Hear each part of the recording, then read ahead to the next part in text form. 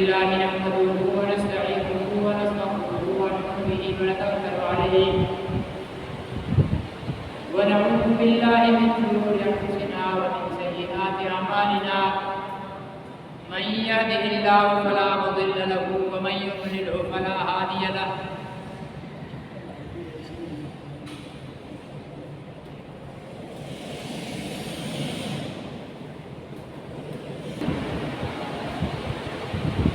ونشهد أن لا إله إلا الله وحده لا شريك له ونشهد أن سيدنا وسندنا وحبيبنا ونبينا ومولانا ومقوانا وملجانا محمدا عبده ورسوله أرسله بالحق بشيرا ونذيرا وداعيا إلى الله بإذنه وسراجا منيرا صلى الله عليه وعلى آله وأصحابه وأزواجه وأهل بيته وبارك وسلم تسليما كثيرا كثيرا أما بعد فأعوذ بالله من الشيطان الرجيم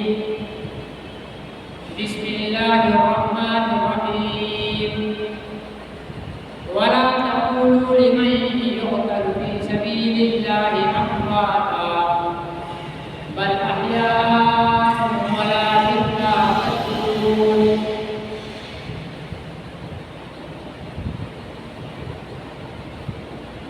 وقال النبي صلى الله عليه وسلم لوددت أن أقتل في سبيل الله ثم أحيا ثم أقتل ثم أحيا ثم أقتل أو كما قال عليه الصلاة والسلام صدق الله وصدق رسوله النبي الكريم ونحن على ذلك لمن الشاهدين والشاهدين والحمد لله رب العالمين اللهم صل على محمد وعلى آل محمد كما صليت على إبراهيم وعلى آل إبراهيم إنك حميد مجيد اللهم بارك على محمد وعلى آل محمد كما باركت على إبراهيم وعلى آل إبراهيم إنك حميد مجيد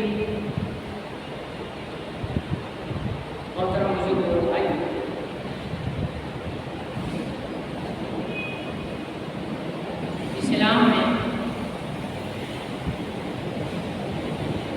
اللہ کے راستے میں جہاد کرتے ہوئے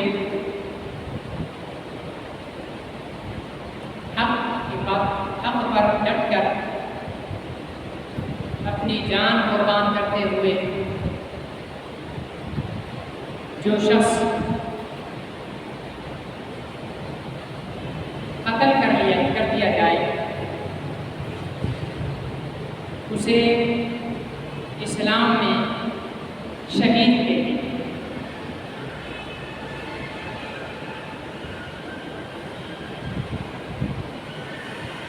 اور شہید کو اللہ رب العزت نے مردہ کہنے سے منع فرمایا ہے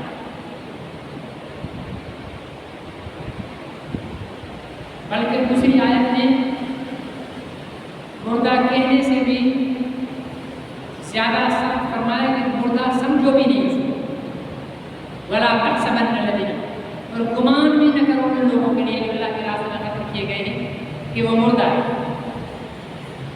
بَلْ أَحْيَاءٌ عِندَ رَبِّهِمْ يُرْزَقُونَ بلکہ وہ لوگ اللہ کے ہاں زندہ ہیں اور رزق دیا جاتا ہے انہیں اور اسلام کی پوری تاریخ جیسے لاکھوں شہداء سے بھری ہوئی صرف ایک شہید نہیں لاکھوں شہداء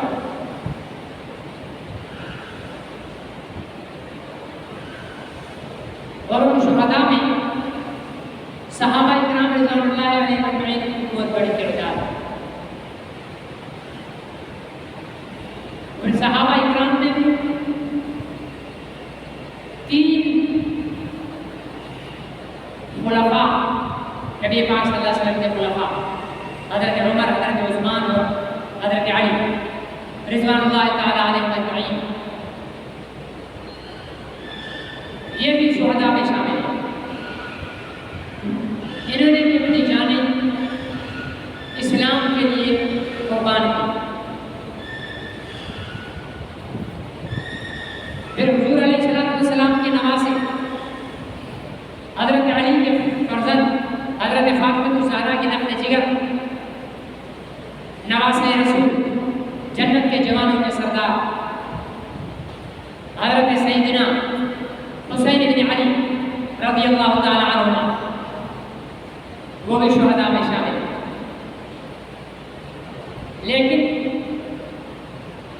اس پوری شہداء کی تاریخ میں سب سے زیادہ مظلومانہ شہادت حضرت سیدنا عثمان ذی النورین رضی اللہ تعالی عنہ کی شہادت.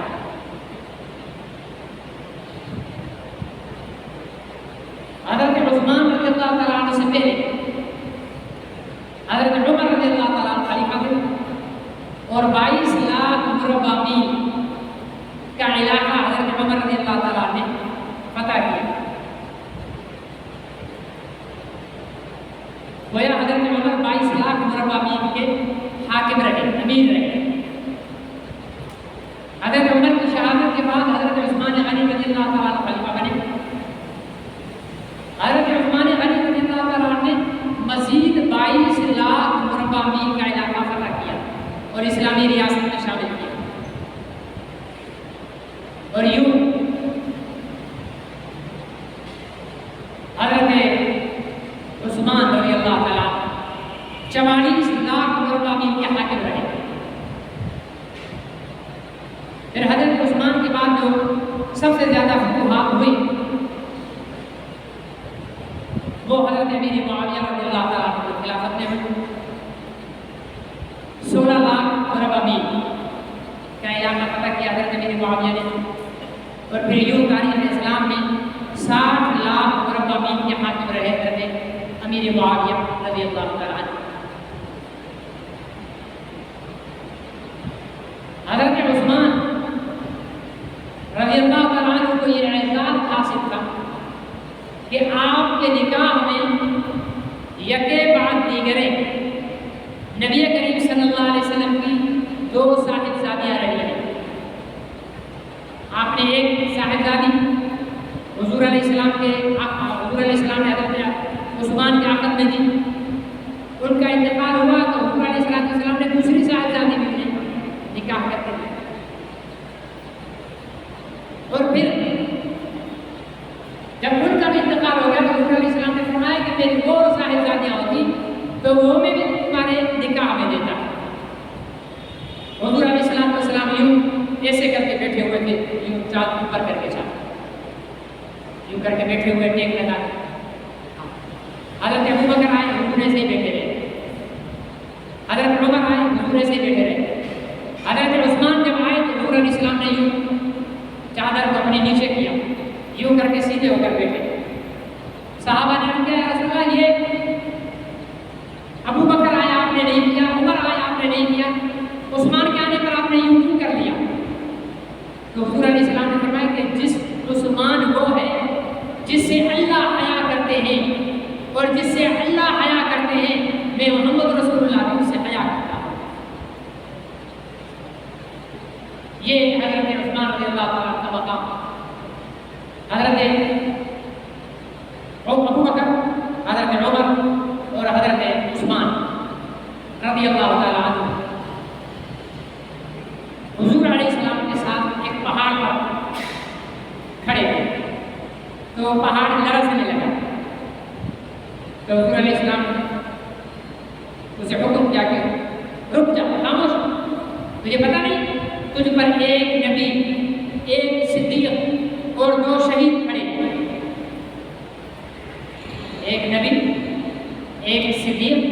اور 2 شہید کھڑے ہیں، یعنی یہ حضور علیہ السلام نے حضرت عمر اور حضرت عثمان کو پہلے ہی بتا دیا کہ تم دونوں شہید ہو گے، نبی تو نبی ہیں، اس کے بعد ابو بکر کھڑے ہیں، باقی جو 2 کھڑے ہیں وہ شہید ہیں اور وہ عمر اور عثمان ہیں۔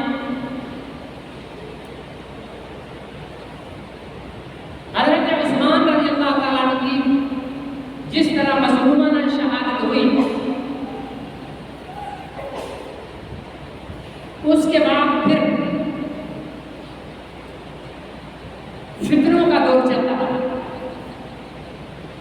حضرت علی رضی اللہ تعالیٰ عنہ 4 سال اور کچھ خلافت کی، پھر حضرت حسن رضی اللہ تعالیٰ عنہ نے خلافت کی 6 مہینے، پھر حضرت امیر معاویہ رضی اللہ تعالیٰ عنہ کے ساتھ معاہدہ ہوا، ان کے ہاتھ پر بیعت کر لی حضرت حسن رضی اللہ تعالیٰ عنہ نے، لیکن پھر آہستہ آہستہ جو ہے وہ فتنے ابھرتے گئے۔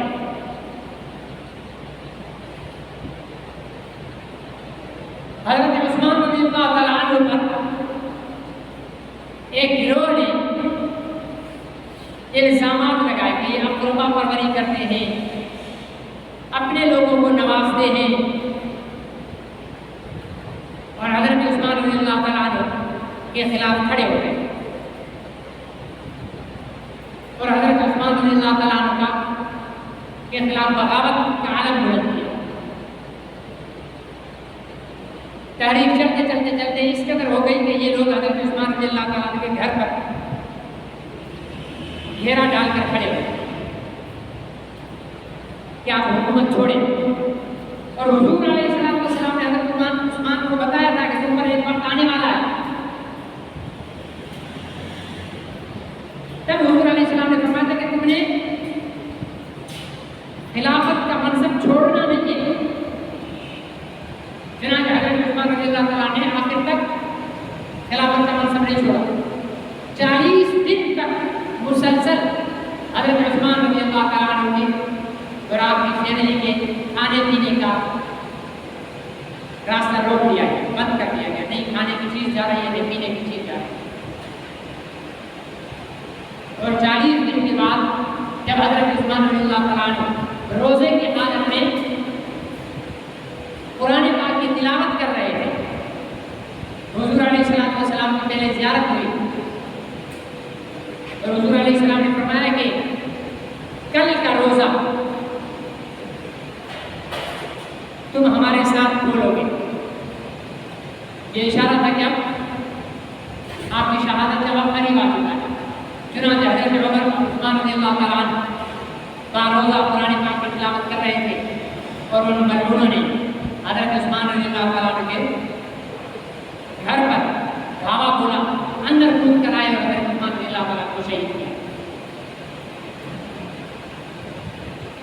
یہ شہادت اسلامی تاریخ کی سب سے مظلوم ترین شہادت ہے۔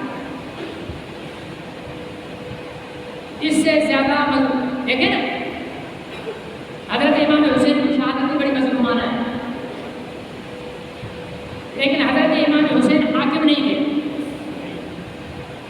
ٹھیک ہے، ایک حاکم وقت کے ساتھ جہاد کے لیے نکلے تھے اس کی بے دینی کی وجہ سے، اور اپنے گھر میں نہیں تھے، قوت اور اختیار نہیں تھا، بس 72 افراد کو شہید کر دیے گئے۔ لیکن حضرت عثمان حاکم وقت دارالحکومت میں موجود ہیں، ان کے پاس قوت ہے کہ ان بلوائیوں کو ختم کر دیا جائے۔ صحابہ اکرام نے زور دیا، آپ کی کابینہ نے زور دیا کہ حضرت آپ حکم کریں ہم ان کو قتل کر دیں، ختم کر دیتے ہیں۔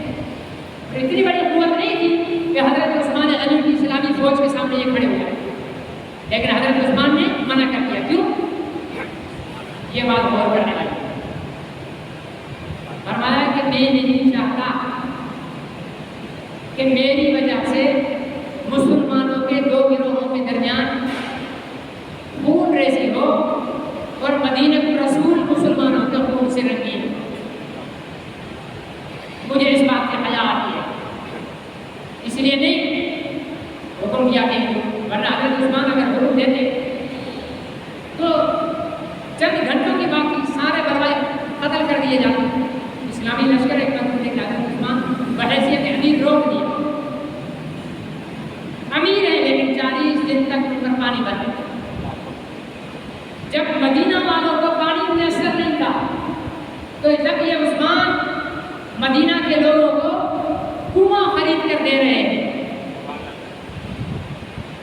لیکن اسی عثمان پر جس نے اہل مدینہ کو پانی کا کنواں خرید کر دیا حضور علیہ السلام کے حکم پر، آج اسی عثمان کو پانی پینے کی اجازت نہیں۔ اور آپ کو پتہ ہے حضرت عثمان کی شان عجیب ہے، آج بھی سعودی عرب میں مدینہ منورہ کے مرکز جوار میں ایک بہت بڑا کھجوروں کا باغ ہے جو حضرت عثمان غنی کی ملکیت ہے، باقاعدہ سعودی گورنمنٹ کے پاس گورنمنٹ کی طرف سے حضرت عثمان غنی کے نام سے بینک اکاؤنٹ ہے، اس میں اس باغ کی انکم جاتی ہے، اور وہ آج بھی افریقی اور غریب ممالک پر وہ پیسہ خرچ کیا جاتا ہے۔ اللہ تعالیٰ نے یہ حضرت عثمان کا بعد شہادت کی صدقہ جاریہ رکھا ہوا، آج بھی ان کے نام سے غریبوں کے لیے جو ہے وہ مال اور دولت تقسیم ہوتی ہے، ان کی ضروریات کو پورا کیا جاتا ہے، ان کے نام پر باغ ہے، یہ بینک اکاؤنٹ ہے، ان کے نام پر بجلی کا بل آتا ہے، سب کچھ ہے۔ یہ اللہ تعالیٰ نے حضرت عثمان غنی رضی اللہ عنہ کو خصوصی، حالانکہ باقی صحابہ بھی ہیں، وہ بھی بڑے رتبے والے ہیں، ابو بکر بھی حضرت عثمان سے بڑے رتبے والے ہیں، حضرت عمر بھی حضرت عثمان سے بڑے رتبے والے ہیں، لیکن یہ رتبہ حضرت عثمان غنی رضی اللہ عنہ۔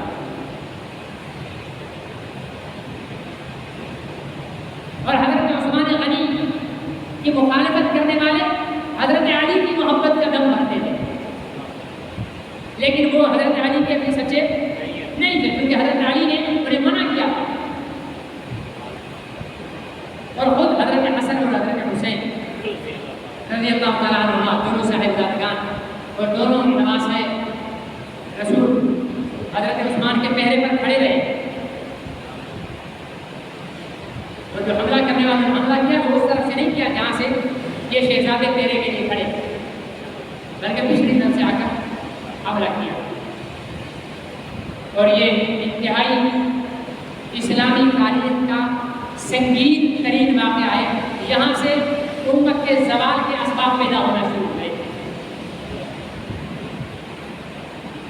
کہ اس امت کے لوگوں نے اپنے ہی خلیفہ کو ظالمانہ طریقے کے ساتھ شہید کیا،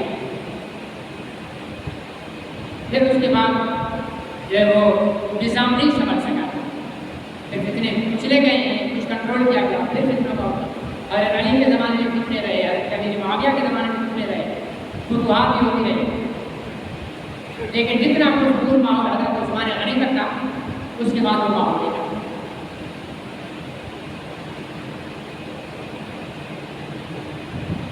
اور ہمارے ہاں ایک بدعت شروع ہے کہ آج فلانے کا یوم منائیں گے، آج فلانے کا یوم منائیں گے، آج فلانے کا یوم منائیں گے، ٹھیک ہے نہیں؟ آج چھٹی کیوں ہے؟ قائد اعظم پیدا ہوئے تھے، آج چھٹی کیوں ہے؟ قائد اعظم مر گئے تھے، آج چھٹی کیوں ہے؟ علامہ اقبال پیدا ہوئے تھے، آج چھٹی کیوں ہے؟ علامہ اقبال مر گئے تھے، ٹھیک ہے نہیں؟ آج چھٹی ہے جو رسول پاک کی یوم ولادت ہے، آج چھٹی ہے جو حضرت امام حسین کی شہادت ہے، ٹھیک ہے نا؟ اس طرح حالانکہ اسلام ان میں سے کسی چیز کی بھی نہ ترغیب دیتا ہے نہ اجازت دیتا ہے۔ آپ خلافت اسلامیہ کا اور حضور علیہ السلام کی وفات ہوئی، حضور علیہ السلام کی وفات سے بڑھ کر اس امت کے لیے کوئی صدمہ نہیں، لیکن کیا حضرت ابوبکر صدیق نے حضرت حضور صلی اللہ علیہ وسلم کی وفات کے دن چھٹی کا اعلان کیا کہ بھائی جاؤ آپ چھٹی ہے؟ یا حضرت عمر نے 10 سال حضور علیہ السلام کی وفات پر اعلان کیا کہ بھائی چھٹی ہے؟ یا حضرت عثمان نے 12 سال چھٹی کا اعلان کیا، پھر حضرت علی نے، پھر حضرت معاویہ نے، پھر نہیں، پھر حضرت ابوبکر فوت ہوئے تو حضرت ابوبکر کے فوت ہونے کا حضرت علی عمر نے چھٹی کا اعلان نہیں کیا، حضرت عمر فوت ہوئے تو حضرت عثمان نے چھٹی کا اعلان نہیں کیا. حضرت عثمان فوت ہوئے تو حضرت علی نے چھٹی کا اعلان نہیں کیا. حضرت علی فوت ہوئے تو حضرت حسن نے, حضرت امیر معاویہ نے چھٹی کا اعلان نہیں کیا. ٹھیک ہے نا. پھر حضرت حسن شہید ہوئے پھر کوئی چھٹی کا اعلان, حضرت حسین شہید ہوئے پھر کوئی چھٹی کا اعلان نہیں کیا. یہ ہمارے یہاں ایک بدعت ہے. آج بلانا اگر یوں چھٹی کرنے لگ جائیں تو اتنی شہادتیں ہیں کہ سال کے دن کم ہیں اور اسلام کے ہیروز زیادہ ہیں. اسلام کے ہیرو زیادہ ہیں. حضور علیہ السلام کی ذات سے تو بحث ہی نہیں ہے, وہ تو ایک الگ چیز ہے. چلو ہم نے ان کی وفات پر یا ان کی پیدائش پر چھٹی کر لی, ٹھیک ہے, ان کے ساتھ تو معاملہ نہیں. لیکن بعد میں تو اتنے 1.25 لاکھ صحابہ اکرام ہیں اور ہر صحابی کسی نہ کسی دن شہید یا فوت ہوا ہے. 313 تو بدر کے صحابہ ہیں, شرکاء بدر ہیں, ٹھیک ہے نا. ان میں سے 13 شہید ہوئے, ٹھیک ہے نا جی. اس کے بعد 300 وہ ہیں, وہ بھی ضرور فوت ہوئے ہیں, کہیں شہید ہوئے ہیں. تو 313 انہی کے دن چلے گئے. احد میں 70 صحابہ شہید ہوئے, 313 اور 70 383. 1200 صحابہ مسلمہ کذاب کے خلاف ختم نبوت کے جہاد میں شہید ہوئے. تو ہم کس کا دن منائیں گے؟ پھر تو ہمیں دکان کھولنا ہی نہیں چاہیے. کھانے بھی بند, بینکیں بھی بند, ٹرینیں بھی بند, ٹھیک ہے نا, ڈاکٹر بھی بند, سب بند. بھائی کیوں؟ آج فلانے کا یوم وفات, آج فلانے کا یوم وفات, ٹھیک ہے نا. بنیادی طور پر نہیں ہونا چاہیے. لیکن اہل سنت چاہے وہ دیوبندی ہو چاہے بریلوی ہو چاہے ان کا مطالبہ یہ ہے کہ اگر سیدنا حسین رضی اللہ تعالیٰ عنہ کی شہادت پر سرکاری طور پر تعطیل 2 دن تک ہوتی ہے تو ان سے پہلا حق تو ابوبکر صدیق کا ہے, ان سے بڑا حق تو عمر فاروق کا ہے, ان سے بڑا حق تو عثمان غنی کا ہے, اور شہادت کی مظلومیت بھی حضرت عثمان غنی کی سب سے زیادہ ہے. پھر حضرت علی ہے, ٹھیک ہے نا جی. تو ان کے کیوں نہیں چھٹی کی جاتی؟ چلو باقیوں کی نہیں کرو, حضور علیہ السلام اور ان کے 4 خلیفوں کی تو چھٹی کرو, نہیں کرو تو کسی کی بھی نہیں کرو, کسی کی بھی چھٹی نہیں ہونی چاہیے. اور اللہ پاک رحم فرما حضرت عثمان حضرت حسین رضی اللہ تعالیٰ کے نام پر تو ہمارے پاس کتنی چھٹیاں ہو جاتی ہیں. روڈ بند, رستے بند, گاڑیاں بند, ٹریفک بند, نیٹ ورک بند, ٹھیک ہے نا جی. یہ عجیب شہادت کا دن اگر منایا بھی جائے آرام سکون کے لیے, اطمینان کے لیے, لیکن یہاں پر شہادت کا دن منایا جاتا ہے دوسروں کو اذیت دینے کے لیے.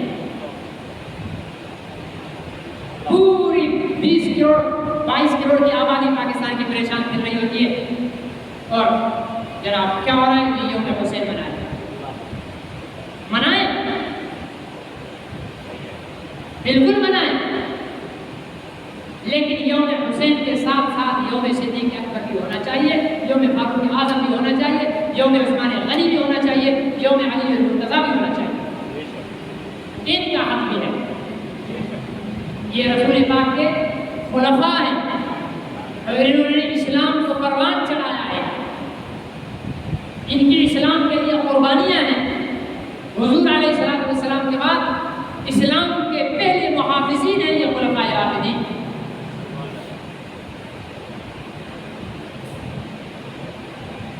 پھر میرے 2 بیٹے ہو نا, ایک بیٹے کو میں روزانہ 100 روپیہ دوں اور ایک کو روزانہ 10 روپے دوں, نتیجہ کیا نکلے گا؟ دونوں میں نفرت پیدا ہو جائے. وہ جس کو 10 روپے دیتا ہوں نا وہ 100 روپے دینے والے سے وہ یہ کہے گا کہ یار میں بھی تو اپنے باپ کا بیٹا ہوں, باپ سے بھی نفرت پیدا ہوگی اور اس بھائی سے بھی نفرت ہوگی کہ یہ میرا کیسا ظالم باپ ہے کہ اس بھائی کو 100 روپیہ دے رہا ہے, مجھے 10 روپے دے رہا ہے. ایک بیٹے کو میں 5000 کا سوٹ لے کر دوں اور ایک بیٹے کو 1500 کا سوٹ لے کر دوں تو ظاہر ہے جس کو کم کا سوٹ لے کر دیا، اب خود وہ مجھ سے بھی نفرت کرے گا، میرے بھائی سے بھی نفرت کرے گا۔ یہ پاکستان اسلامی ریاست کے بطور حکمرانوں کے، بطور سیاستدانوں کے اور بطور ہمارے آئین کے اور اس میں رہنے والے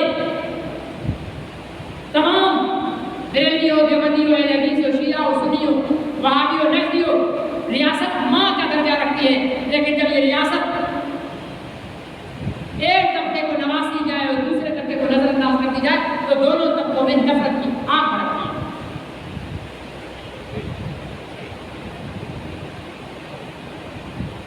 اور یہ نفرت کی آگ بھڑکانے والی خود حکومت ہوتی ہے۔ آپ برابر رکھو، حضرت حسین کسی خاص طبقے کے نہیں ہیں، حضرت حسین ہر ایمان والے کے ایمان کا حصہ ہے، جزء لا ينفك ہے۔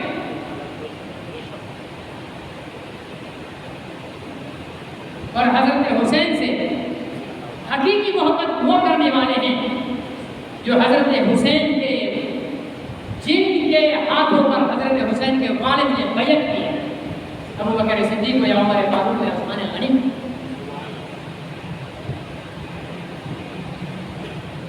میرے عزیز دوستو، اسلام کے نام پر، اسلام کی بقا کے لیے، اسلام کی سربلندی کے لیے کفر کے ہاتھوں کسی مسلمان کا قتل ہو جانا یہ بہت بڑے اعزاز کی بات ہے۔ حضرت شیخ وحید رحمۃ اللہ علیہ سے کسی نے کہا اللہ آپ کو مدینے میں موت دے، حضرت نے فرمایا یہ دعا نہ کرو، میری تو خواہش یہ ہے کہ میں اللہ کے راستے میں جہاد کرتے ہوئے کفر کے بارود کا نشانہ بنوں اور اس بارود کے دھماکے کی وجہ سے میری بوٹیاں بوٹیاں ہو کر بکھر جائیں، اور کل قیامت کے دن جب اللہ مجھے زندہ کرے تو میرے جسم کا کوئی حصہ وہاں سے اٹھے، کوئی وہاں سے اٹھے، کوئی وہاں سے اٹھے، میری اس حالت کو دیکھ کر میرے اللہ مجھ پر رحم کرے اور میری مغفرت کرے۔ یہ اتنا بڑا اعزاز ہے اللہ کی راہ۔ اور پھر ہم نے تو جہاد کے نام سے ہمیں کب کبھی ہو جاتی ہے، ملیریا اور ٹائیفائڈ ہو جاتا ہے، ٹھیک ہے نا جی، ہماری ٹانگیں کانپنے لگتی ہیں جہاد کے نام سے، ورنہ یہ جہاد کتنی بڑی اعزاز کی بات ہے۔ ہم نے تو یہ کر دیا نا، مودی صاحب ممبر پر تقریر کر رہا ہے، یہ بھی جہاد کر رہا ہے، اسمبلی میں عالم دین جو بیان کر رہا ہے یہ بھی جہاد کر رہا ہے، تبلیغی جماعت میں جا رہا ہے یہ بھی جہاد کر رہا ہے، کسی مذہبی جماعت کی کانفرنس ہو رہی ہے یہ بھی جہاد ہو رہا ہے۔ جہاد حقیقی معنی میں جو جہاد ہے، اللہ کو ہم صوفیوں کا پتہ تھا، ہم ڈرپوکوں کا پتہ تھا، اس لیے اللہ نے جب جہاد کے فرض ہونے کا حکم دیا تو وہاں لفظ جہاد استعمال نہیں کیا، یا ایھا الذین آمنوا کتب علیکم الجہاد نہیں کہا۔ پتہ تھا کہ راشد مدنی جیسا ڈرپوک میرا بندہ بھی ہے، اگر میں کتب علیکم الجہاد کا لفظ استعمال کروں گا تو راشد مدنی جامع مسجد کی ممبر پر بیٹھ کر اس کی تعبیر کرے گا کہ بھائی کفر کے خلاف تقریر کرنا بھی جہاد ہے، جہد کے معنی محنت کرنے کے ہیں، کوشش کرنے کے ہیں، اور دین کے تحفظ کے لیے جو بھی کوشش کی جائے وہ جہاد ہے۔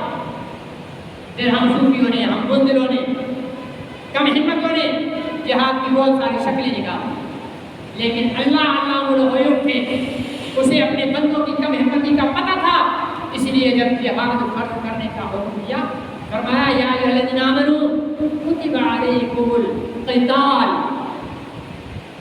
کتب علیکم القتال، تم پر قتال فرض ہے، کافروں کا قتل کرنا فرض ہے تم پر۔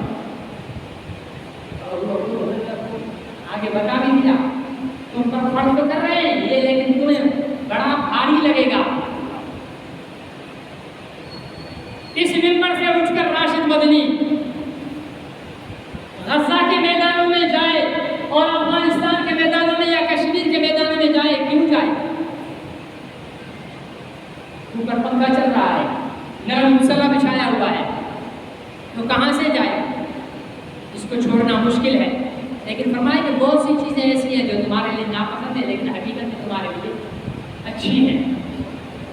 جہاد بظاہر قربانی مانگتا ہے، لیکن اس کا نتیجہ عزت، رتبہ، بلندی، معتبر ہونا، یہ اس کا نتیجہ ہے۔ جہاد کا. ہمارے ہاں سے یہی تو چیز نکل گئی ہے. نمازیں تو ہم پڑھ رہے ہیں, ہماری نمازوں سے یہودیوں کو کوئی ڈر نہیں ہے. ہماری نمازوں سے یہودیوں کو کوئی ڈر نہیں ہے. ہمارے حج سے یہودیوں کو کوئی ڈر نہیں ہے. ہمارے زکات دینے سے یہودیوں کو کوئی ڈر نہیں ہے. ہمارے جہاد کرنے سے یہودیوں کو ڈر ہے. اسی لیے جہاد کے خلاف عالمی میڈیا کھڑا ہوا. نمازی کو دہشت گرد نہیں کہا گیا, حاجی کو دہشت گرد نہیں کہا گیا, زکات دینے والے کو دہشت گرد نہیں کہا گیا, تہجد پڑھنے والے کو دہشت گرد نہیں کہا گیا, تسبیح پڑھنے والے کو دہشت گرد نہیں کہا گیا, منبر پر بیٹھ کر فضائل بیان کرنے والے کو دہشت گرد نہیں کہا گیا.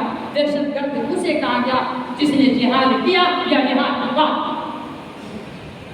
یہ کفر بھی جانتا ہے کہ جس دن یہ امت جہاد کے ہتھیار کو لے کر میدان, حضور علیہ السلام نے یہ نہیں کہا المسبحات تسبیحات مومنوں کا زیور ہے, یہ نہیں کہا عصا مومنوں کا زیور ہے, یہ نہیں کہا امامہ مومنوں کا زیور ہے. فرمایا ہتھیار مومن کا زیور ہے. یہ امام الانبیاء نے فرمایا ہے, ہتھیار مومن کا زیور ہے. اب ہے کسی کے پاس زیور ہی نہیں. ہم اتنے ڈروں کو نہیں, گھر میں نہیں رکھیں کہ کہیں بچہ نہ چلا لے. بچے کا بھی چلانا سکھاؤ. اسرائیل کے میں ویڈیو دیکھ رہا تھا, برادری کے بچے گنے فٹ کر رہے ہیں, ان میں گولیاں بھر رہے ہیں, اور ہمارے بچے اور ہمارے جوان چھکے چوکے پر ڈانس کر رہے ہیں. غزہ پر نہیں روئے, پاکستان ہار گیا رو رہے ہیں. شرم آنی چاہیے تمہیں. پاکستان جیت بھی جائے گا تو تمہاری میری روٹی میں اضافہ ہوگا. یہ تو کرکٹ, یہ کھیل تو پاکستان پر ایک کالا دھبا ہے, ذلت کا نشان ہے. یہ آپ کا میرا ٹیکس ہے. عیاشی کھلاڑی کر رہے ہیں, عیاشی کوچ کر رہے ہیں, عیاشی ان کے چیئرمین کر رہے ہیں, اور ہم اپنا خون پسینہ بہا کر ہم ٹیکس دیتے ہیں. پہلی کیٹیگری کے کھلاڑیوں کی تنخواہ 65 لاکھ روپے ماہانہ. دوسری کیٹیگری کے کھلاڑیوں کی تنخواہ 55 لاکھ روپے ماہانہ.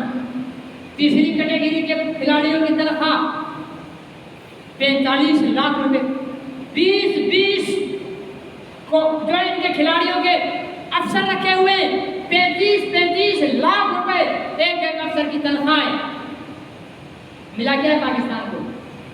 ذلت اور رسوائی کے علاوہ, قوم کا بیڑا غرق کرنے کے علاوہ.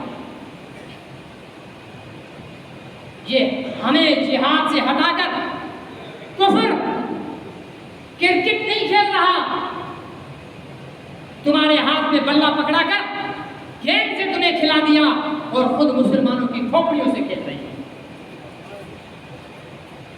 خود مسلمانوں کے ساتھ خون کی ہولی کھیل رہے ہیں, اور تمہیں لگا دیا چھکے چوکے کے پیچھے,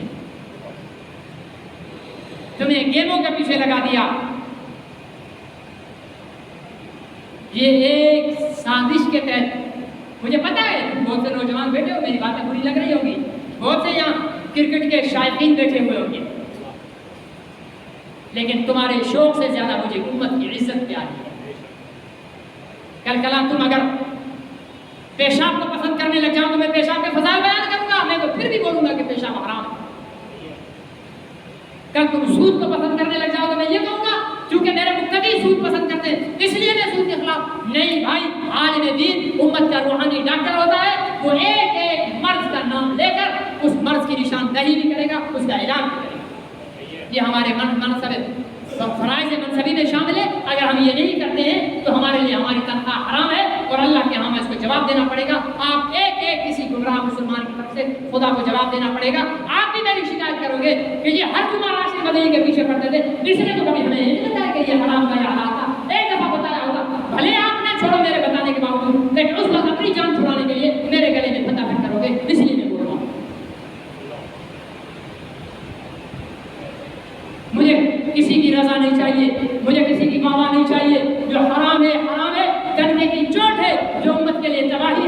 سے تباہی بتایا جائے گا، چاہے آپ کو پسند ہو چاہے نہ پسند۔